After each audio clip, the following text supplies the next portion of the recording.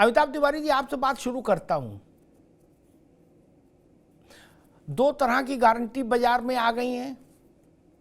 जैसे होली पिचकारी आती हैं अलग अलग डिजाइन की, इस खेमे वाली गारंटी, उस खेमे वाली गारंटी। गारंटियों का पुराना इतिहास देखते हुए, संदर्भ देखते हुए आपको क्या लग रहा है कि भाई किसकी गारंटी चलेगी? क्योंकि अगर चुनाव गारंटी पर ही होना है तो स्वाभाविक है जिसकी चलेगी वही सरकार में आएगा, दूसरा वानप्रस्थ में जाएगा। तिवारी जी जी देखिए, गारंटी एक एक इशू है। सिर्फ गारंटी के बेसिस पर वोटिंग होती नहीं है, बहुत सारे अन्य कारण हैं जिसकी वजह से भी वोटिंग होगी। अब अगर गारंटियों की बात की जाए तो दोनों तरफ से गारंटी दी जा रही है। मोदी जी की गारंटी है और राहुल जी ने भी अपनी एक गारंटी इशू कर दी है आज। अब इस गारंटी को, इसका एक प्रोसेस है कि ये वोट में कैसे कन्वर्ट होता है।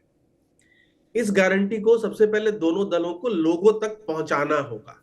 सिर्फ एक प्रेस कॉन्फ्रेंस में उसको कह के या एक प्रेस रिलीज करके सोशल मीडिया पोस्ट करने से बूथ तक ये मैसेज जो है वो पहुंचेगा। फिर है कि भाई उस गारंटी को लोगों को समझाना, जहां पर आपके बूथ कमेटी के मेंबर्स, सेकेंड रंग लीडरशिप जो है वो घर घर जाकर के लोगों को इसको समझाते हैं।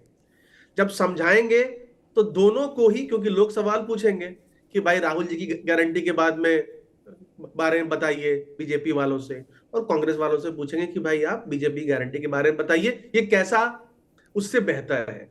तो लोगों को समझाना। और तीसरा है जो सबसे इंपॉर्टेंट पॉइंट है कि जो लोग इस गारंटी को समझ पाए उनको ये इंश्योर करना है कि वो लोग वोटिंग के दिन निकल करके वोट करें। तो ये पूरा प्रोसेस है, जी मैसेज को पहुंचाना, लोगों को समझाना और लोगों से वोट कराना। अब इसमें जो आगे रहेगा वही इस बात को लोगों को समझा पाएगा और उसकी बात आगे जी रहेगी। जैसा आपने कहा कि भरोसा जो है, क्रेडिबिलिटी जो है, गारंटी कौन दे रहा है, उसका बहुत अहम रोल होता है। और क्रेडिबिलिटी की बात करी जाए तो अगर हमने यूपी 2022 चुनाव का भी उदाहरण ले तो समाजवादी पार्टी ने भी काफी अच्छी अच्छी गारंटीज करी थी। ओपीएस से लेकर के सरकारी नौकरियों से लेकर के बहुत सारी बातों पर उन्होंने अपनी पॉइंट रखा था। लेकिन अंत में रिजल्ट हमने सब देखा, क्योंकि शायद कहीं ना कहीं अखिलेश जी यादव जनता की ट्रस्ट को, भरोसा या क्रेडिबिलिटी गेन नहीं कर पाए। और किसी भी ठीक गारंटी में क्रेडिबिलिटी जो है, वो जो गारंटी जी दे रहा है, वो जी सबसे इंपॉर्टेंट फैक्टर ठीक है। बात। अमिताभ जी अध्येता हैं, तो उन्होंने उसका सारा एक सैद्धांतिक पक्ष बताया कि क्या प्रक्रिया होती है, जनता तक कैसे पहुंचती है चीज़ें। मैं उसके केवल एक व्यवहारिक पक्ष पर अपना ध्यान केंद्रित रखता हूं। वो पक्ष गारंटी न अच्छी होती है न खराब होती है, जो कह रहा है और कहने वाले पर भरोसा कितना है, बस इस पर सब कुछ टिका है, बाकी सब कहानी है। ठीक, कोई कमेटी बना लो, कुछ कर लो। मैं एक ऐसा उदाहरण देता हूं जो अदम्य है, जिसके पार फिर कोई उदाहरण नहीं हो सकता ना। तिवारी जी हो तो बताइएगा, पूरे विश्व में सारी गारंटियां समझने में समय लग सकता है आदमी को। प्रेमनारायण जी आपके पास आएंगे, ये बात कह दें, इसी बात से बहस आगे जा पाएगी। सारी गारंटियां समझने में बहस लग सकता है, बूथ कमेटी हो और प्रशिक्षण हो, दिस दैट ब्ला ब्ला आदि आदि। लेकिन रुपया तो 5 साल का बच्चा भी जानता है कि ये रुपया है। तिवारी जी जानता है कि नहीं? जो वोट देने जाता है वो रुपया की गिनती जानता है कि नहीं? पढ़ा हो चाहे ना पढ़ा हो, जानता है। 100 रुपया ज्यादा है कि 500 ज्यादा, ये जानता है कि नहीं? जानता है। 2019 में नरेंद्र मोदी दे रहे थे 6,000 रुपया साल। कितना? 6। इस सूत्र को पकड़ के चलिएगा, मेरी पूरी बहस इसी पर रहेगी आज, इसी के इर्द गिर्द। 6,000 रुपया साल किसान निधि। राहुल गांधी ने कहा हमारी सरकार बनाइए, 72,000 रुपया साल में देंगे। यानी ये जितना साल में दे रहे थे मोदी, उतना राहुल गांधी ने कहा हम हर महीने देंगे। 72। जनता ने कहा 72,000 वाले के साथ नहीं जाएंगे, 6,000 वाले के साथ जाएंगे। क्यों? 72,000 ज्यादा होता है कि 6,000? ये समझ तो मेरे ख्याल से सबको है, नहीं प्रेम नारायण जी? क्या कांग्रेस ने उस जनता के उस फैसले को एनालाइज करने की कोशिश की कि हमारा 72,000 रुपए का दावा या गारंटी क्यों पसंद नहीं आई? क्या भाई, किसी ने कहा सूखी रोटी देंगे आपको, दूसरे ने कहा मालपुआ देंगे। मालपुआ वाले के पास कोई नहीं जाए, सूखी रोटी वाले के पास जाए, तो समझना पड़ेगा ना कि इसके पीछे क्या गणित है। क्या कांग्रेस ने इस बात को समझा नई गारंटी देने से पहले कि 72,000 रुपए साल लेने से क्यों इनकार किया जनता ने? प्रेम नारायण जी। नहीं अमिताभ जी, जी पहली चीज तो ये आ जाती है कि तिवारी जी ने जो बात कही, आपके सवाल के पहले उन्होंने जो बात कही उसमें आपका जवाब आ गया। होता क्या है कि जो तिवारी जी ने कहा कि हम लोग गारंटी देते हैं, सभी राजनीतिक दल घोषणाएं करते हैं, और घोषणाएं करने के बाद उसको जनता तक कितना पहुंचा पाते हैं, जितना जनता के पास तक पहुंचेगा वो जनता को समझ में आएगा। पिछली बार हम लोगों ने जो अपने वादे किए, जो गारंटियां दी, शायद जनता तक उस तरीके से नहीं पहुंच पाई जैसा पहुंचाना चाहिए, और उसी को लेकर के कांग्रेस पार्टी ने मंथन किया, चिंतन किया। उसका परिणाम यह है, राहुल जी भारत जोड़ो यात्रा लेकर के सड़कों पर निकले। उन्होंने कन्याकुमारी से लेकर कश्मीर तक आम जनमानस से बात की, उनके रुझान को, उनके विचार को, उनकी स्थिति को समझा और अपने विचारों को उनके बीच में आदान प्रदान किया। अच्छा, उसके बाद लगातार संगठन पर भी उस लेवल पे कार्य कर रहे हैं, क्योंकि ये यथार्थ सत्य है, जब तक संगठन जहां तक नहीं पहुंचेगा, जहां तक हमारा व्यक्ति जितना दूर तक होगा वहां तक हमारी बात जाएगी। तो हमने संगठन पर भी काम किया, लगातार संगठन पर कार्य चल रहा है, और संगठन को लोगों की बहुत कुछ नजर में कांग्रेस का संगठन कमजोर रहा है, कमजोर बताते हैं, लेकिन हम लोग चूंकि संगठन पर कार्य कर रहे हैं, लगातार काम कर रहे हैं। इस समय उत्तर प्रदेश के आदरणीय प्रभारी अविनाश पांडे जी लगातार इस चीज पर बिंदुवार नजर रखे हुए ठीक है, ठीक है प्रेम नारायण, ठीक है। अब अविनाश पांडे और अजय राज बाद में, अभी आज राहुल गांधी पर चर्चा कर लें। मैं इस बात से मुतमईन नहीं हो सकता, सारी गारंटियों को समझाने के लिए मैकेनिज्म चाहिए, लेकिन नगद नारायण को समझाने के लिए कोई मैकेनिज्म नहीं चाहिए। जो लोग ऐसा कह रहे उनको जनता की समझ कम है फिर ना। नहीं ना अभी नहीं, अब दोबारा में अभी दिमाग में रखो, तक दोबारा में आएंगे। ठीक, एक वो बताता हूं, टोटका करके देख लो। जो लोग कह रहे हैं कि बहुत भारी इंफ्रास्ट्रक्चर लगना है समझाने में, वो नहीं कर पाए हम लोग, वरना तो जीत जाते। एक पान की दुकान पर साइकिल से जाओ, साइकिल रोक के कहो कि सुना फलाने डाक उसमें स्कीम निकली है कि 2 कमरे का मकान मिलेगा, है कल से फार्म बटेंगे, कल वहां जिला मजिस्ट्रेट के दफ्तर बाहर। क्या इतना बता के एक आदमी चला जाए? तिवारी जी, जिला मजिस्ट्रेट के दफ्तर के बाहर अगले दिन पीएसी लगानी पड़ेगी, सेना लगानी पड़ेगी क्या? एक आदमी बता के चला जाए। लक्ष्मी समझ नहीं आई, योजना समझना आए, समझ की बात आई, उसमें तो कोई योजना नहीं थी। सीए तक में हम 72,000 देंगे, मोदी 6,000 दे रहे। इसमें तो कांग्रेस पार्टी के पीछे पूरा देश पागल हो जाना चाहिए था। किसको 72,000 खराब लगते हैं? अवधेश उपाध्याय भी चले जाते आपके पास, इनको भी क्या था, 72,000 काट रहे थे, ये भी भाजपा छोड़ के आपकी तरफ चले जाते। मैं फिर वही कह रहा हूं कि फराज किदवई साहब, एक और समस्या होती जो मैंने देखी, जिसकी ओर तिवारी जी ने भी इशारा किया, हम जो ब्यूरोक्रेट लोग होते हैं रिटायर्ड, वो नेताओं के थिंक टैंक हो जाते हैं क्या? अब उनकी समझ तो जितनी है क्या फराज भाई? वो कागज निकालते और पेन, कहते बॉस टीटी 26 लाख, अनुदेशक 42,000, फलाने इतने, ये 3 करोड़ हो गए सर, क्या? और ओपीएस 8 लाख, पेंशनर 20 लाख, और ये सब जोड़ के 4 करोड़ हो गए सर। बन गई सरकार, क्या बन गई सर? आप अगले चुनाव रैली में ये बोल दीजिएगा कि इनका सबका कर देंगे। अखिलेश जी ने एग्जैक्टली यही किया था जो हम बोल रहे हैं, क्या? और सपा के बड़े नेता मुझसे कहते थे, बॉस कागज पे जोड़ के देख लो ना नंबर, क्या? 4 करोड़ आदमी है हमारे पास, उसमें 50% छोड़ भी दीजिए तो भी 2 करोड़ खरा है, क्या? और सब वोटर है, जीत गए। फिर ऐसा क्यों नहीं हुआ फराज भाई?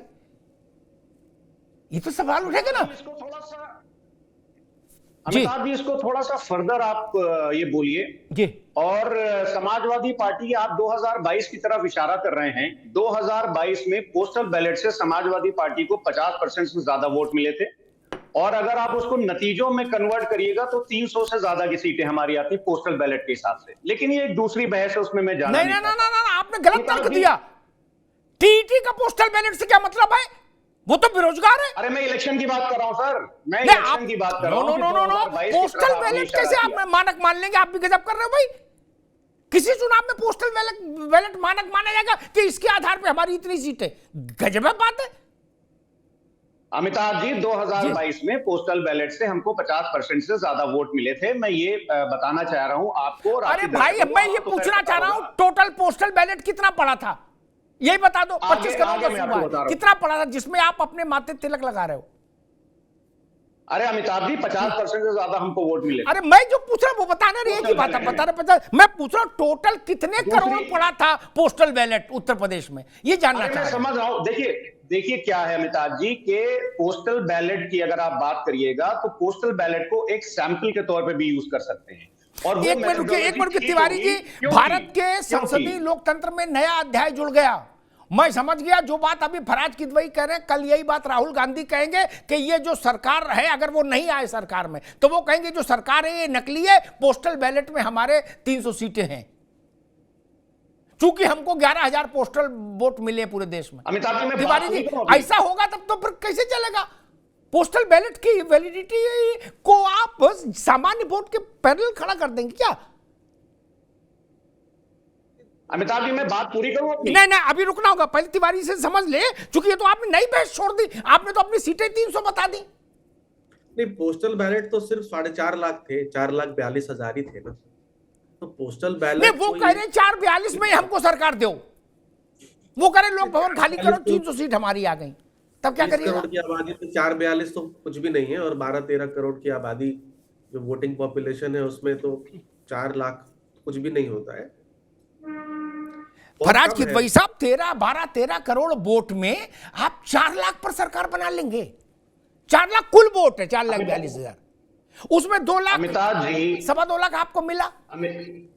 अमिताभ जी, देखिए भारत सरकार की बहुत सारी संस्थाएं हैं, जैसे पीरियोडिक लेबर फोर्स सर्वे होता है, एनएसएसओ है, एनएसओ है, नेशनल फैमिली हेल्थ सर्वे होता है। इसमें ऐसा नहीं होता है कि पूरे प्रदेश, अगर हम उत्तर प्रदेश लेकिन सर्वे से सरकार नहीं बनती किदवई साहब, योजनाओं के सर्वे होते, सर्वे से सरकार नहीं बनती, ध्यान रखिए। Postal ballot Amitabh ji, postal ballot एक इंडिकेशन था कि भारतीय जनता पार्टी चंडीगढ़ मॉडल से भी चुनाव जीत सकती है। अब आ जाए हम लोग जिस मुद्दे पर आज आपने बहस बुलाई अमिताभ जी, गारंटी। पहली बार प्राइम मिनिस्टर साहब फंस गए अमिताभ जी।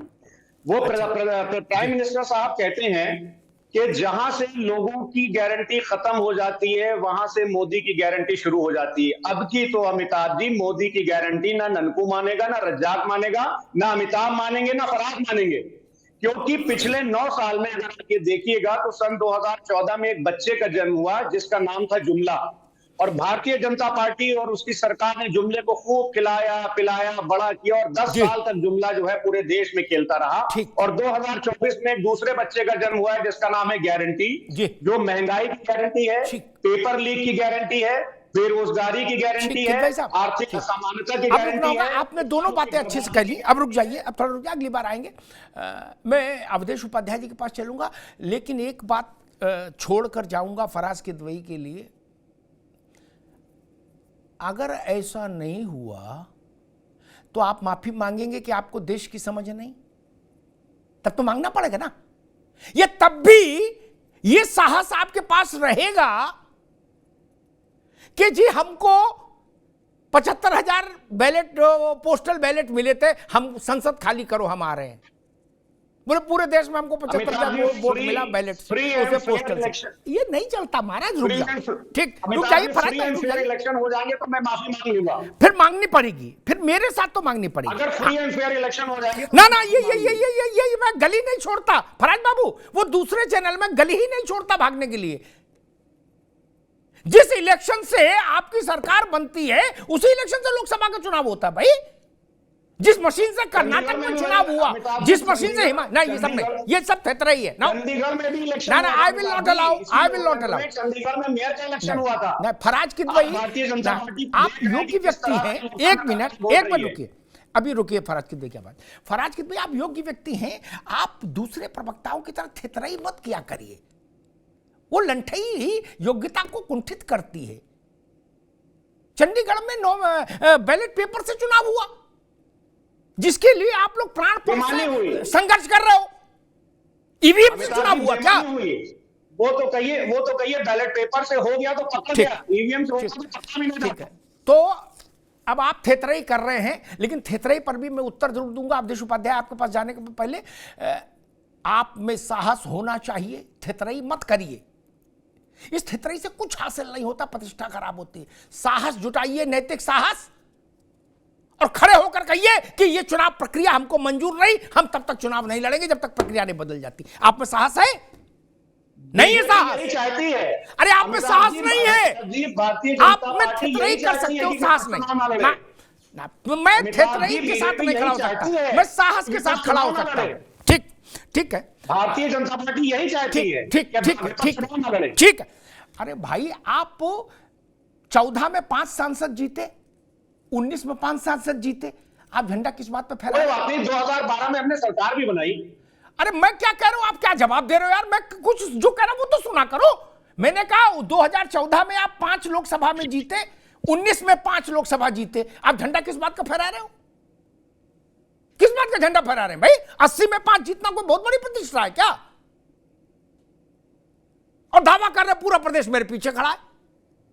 80 में 5 ही जीते हो ना? 35% लोग खड़े हैं हमारे पीछे। ये नहीं, 80 में 5 जीते कि नहीं, हमको ऐसे अंडरमाइन नहीं कर सकते। अरे मैंने कर दिया, शक्ति का तो मतलब ही नहीं। खैर, अवधेश उपाध्याय, अंडरमाइन नहीं कर ठीक है, मैं कर दिया मित्र, अंडरमाइन नहीं, मैं तो ओवरमाइन अंडरमाइन कुछ नहीं करता। 80 में 5 जीते आप, ये सत्य है, सत्य बदल नहीं सकता। 2 बार वोट हुआ लोकसभा के 2 अवसरों पर, आपको 5 ही सीट मिली, ये सत्य नहीं है क्या? हमको 35% वोट मिले, ये भी सत्य है अमिताभ। क्या इसको बदल दोगे? भारतीय जनता पार्टी नहीं, ऐसे नहीं चलेगा।